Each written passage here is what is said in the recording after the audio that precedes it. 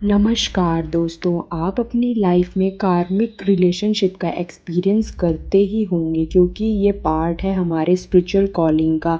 तो अब जानेंगे कि कार्मिक रिलेशनशिप क्या होता है, इसका क्या पर्पस होता है, क्या आपको कार्मिक रिलेशनशिप में रहना चाहिए या उससे बाहर निकलना चाहिए। तो अब बात करते हैं कार्मिक रिलेशनशिप होता क्या है। देखिए, ये वो रिलेशनशिप है जो दो पर्सन के बीच में होता है, आपके पिछले जन्म से चलता आ रहा है और इस जन्म में आकर वो सारी चीज़ें कंप्लीट करेगा जो पिछले जन्म में अनफिनिश या पूरी नहीं हो पाई थी। कुछ चीज़ें रह गई थी, वो सारी चीज़ें इस जन्म में पूरी होंगी। आप चाहे पिछले जन्म में विश्वास करें या ना करें, बट वो पर्सन आपकी लाइफ में बड़े चेंजेस लाने के लिए आया है। ये कार्मिक रिलेशनशिप वो रिलेशनशिप है जो हमारे पैदा होने से पहले ही लिखा हुआ है। जैसे आप बोल देते हैं जो भगवान ने लिखा है वही होता है, उसी तरह ये रिलेशनशिप भी हमारे पैदा होने से पहले ही लिखे जाते हैं। हाँ, ये पर्सन हमारी लाइफ में आएगा, वो ऐसे चेंजेस हमारी लाइफ में लाएगा, वो चाहे किसी भी तरह का चेंज हो। हम बहुत सारी चीज़ें उस रिलेशनशिप से सीख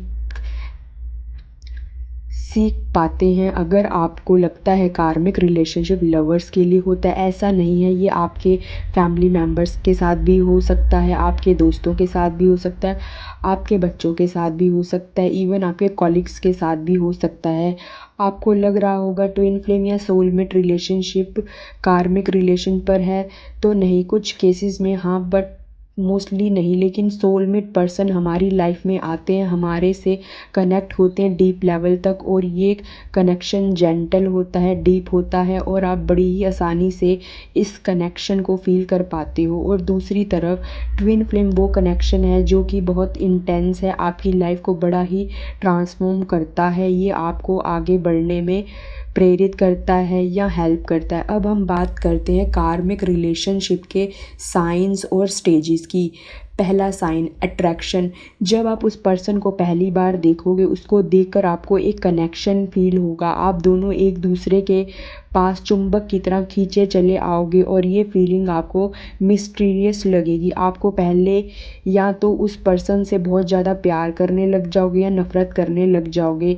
पहली बार मिलते ही आप दोनों को प्यार वाली या नफ़रत वाली फीलिंग आ सकती है। दूसरा साइन एडिक्टिव। आप उस पर्सन के बारे में जितना जानना शुरू करोगे, आप उतना ही उसके जाल में फंसते जाओगे। आप जितना उस पर्सन से दूर रहोगे, आपको उसकी उतनी ज़रूरत महसूस होगी, आपको उसकी लत लग जाएगी कि मुझे वो ही चाहिए, ऐसा आपके दिमाग में आएगा, महसूस होगा।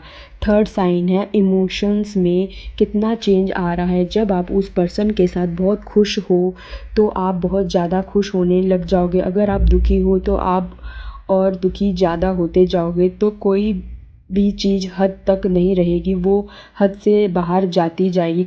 खुश हो तो बहुत खुश, दुखी हो तो बहुत दुखी फील करोगे। चौथा साइन, आपने देखा होगा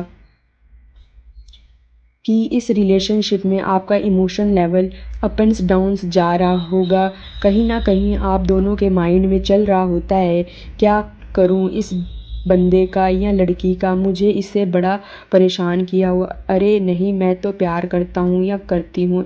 ऐसा होता है, ये चीज़ें चलती रहती हैं आपके दिमाग में बार बार, कभी अच्छी तो कभी बुरी।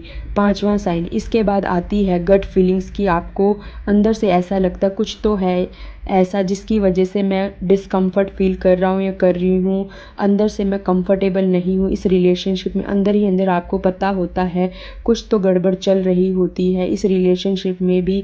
आप इस फीलिंग्स को इग्नोर करते हो, आप सोचते हो ये तो ऐसे मेरे माइंड में आ गया होगा, ये सब चलता रहता है, बट आप उस चीज़ को सीरियस नहीं लेते। इसके बाद छठा साइन, आप सेफ फील नहीं करते। आपके दिमाग में आता है क्या इस पर ट्रस्ट करना चाहिए, या मुझे धोखा तो नहीं दे रहा या देगी, या ये चीज़ आपके माइंड में चलती रहती है, फील करते हो इस चीज़ को, और आप अपने पार्टनर के साथ पूरा ट्रस्ट नहीं कर पाते हो।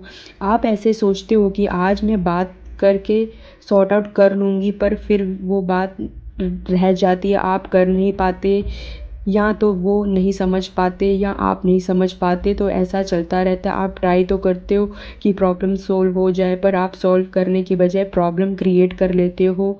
आप जितना सॉल्व करने की कोशिश करते हो उतना बड़ा कर बैठ जाते हो।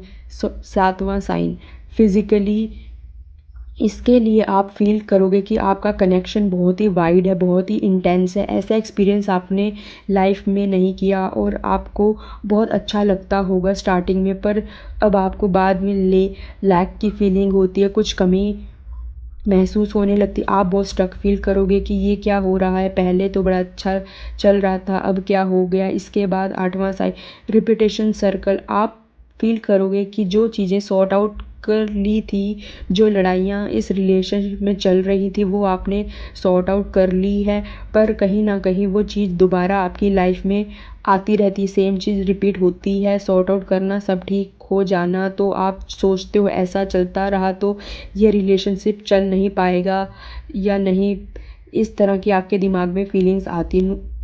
9वां कम्युनिकेशन इशू, आप खुलकर बात नहीं कर पाते हो एक दूसरे से, आप अपनी बात नहीं समझा पाते हो और बहुत ही जल्दी एक दूसरे को जज करना स्टार्ट कर देते हो।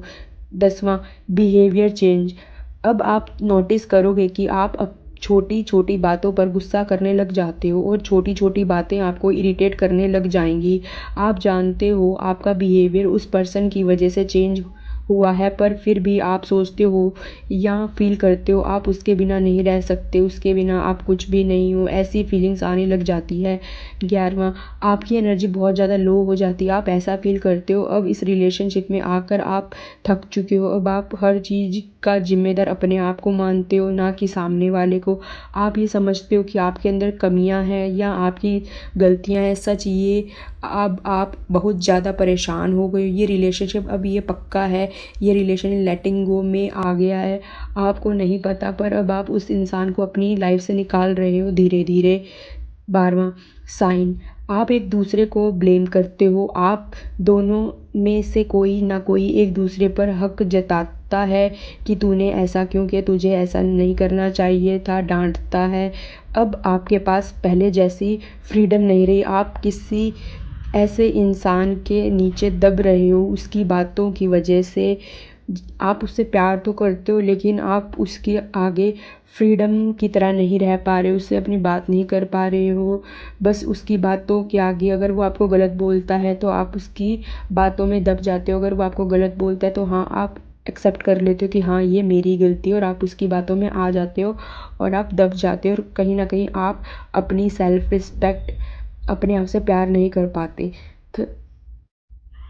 13वां अब बारी आती है फीलिंग स्टक की, आप 2 कदम आगे बढ़ते हो सब कुछ सही करने के लिए, पर आप ही 10 कदम पीछे हो जाते हो, चीज़ें ख़राब होती जाती है और उस वक्त आपको डिप्रेशन फील होता है, एनजाइटी फील होती है, आप बहुत सारी टेंशन आने लग जाती है।